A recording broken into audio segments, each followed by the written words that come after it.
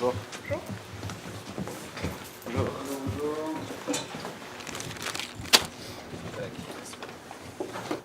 On avait introduit la notion de tableau, donc branché sur les broches ici de 6, 7, 8, 9, 10, 11, 12.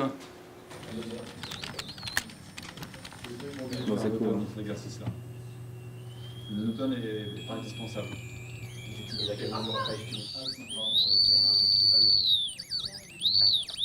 Du coup, sur ce montage, on a une photorésistance ici qui va capter l'intensité de la lumière.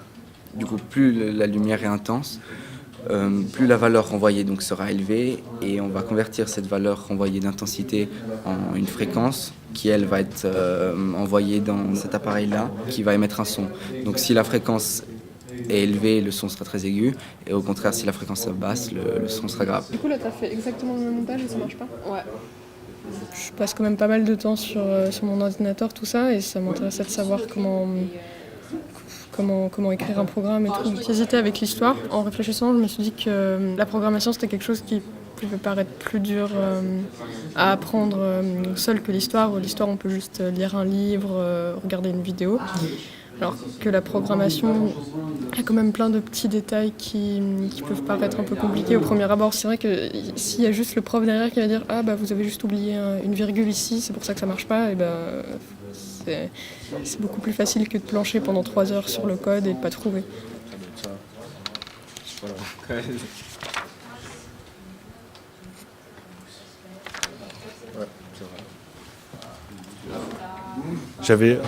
Avant de débuter ce cours, j'avais déjà une petite idée de comment ça marchait, mais maintenant, je comprends mieux comment ça marche et comment les objets de tous les jours peuvent marcher.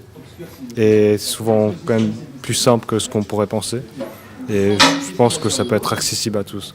Ça devrait être au moins obligatoire d'avoir une petite introduction à la programmation juste pour que tout le monde ait une idée de comment ça marche.